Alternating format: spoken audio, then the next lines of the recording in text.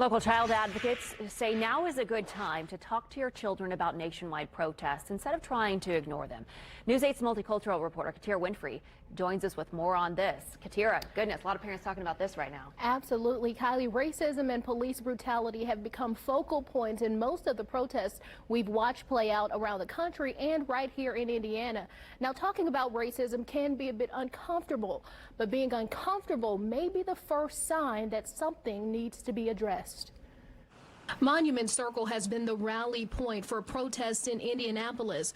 The businesses around the circle has felt the impact, but many are making something good out of what's left. So initially we didn't allow them to come downtown, even though that they actually wanted to, because we didn't know the developments of what was going to happen. Kim Nettings owns Rocket Fizz and says she's not shied away from talking to her kids about protests and racism. She says from an early age she started the conversations they've picked up with recent protests. We are not shy about letting them see and be a part of, but also truly understanding what's going on. Child advocates say it's important to have these kinds of conversations.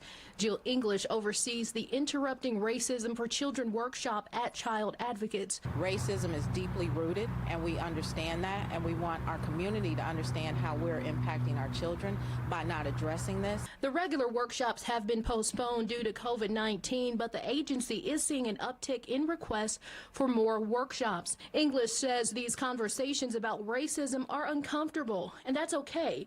What's not okay is ignoring the problem. What we know is that we don't operate in a bubble, so our children are part of our community. She says studies show by 6 months children can recognize differences in people. By 1 to 2 years old, they can start to recognize the so-called racial hierarchy. But we need to be responsible as parents about how we teach our children. And you can find a list of resources on how to talk to your children about racism on wishtv.com and how to register for another upcoming virtual town hall hosted by Bethany Christian Services.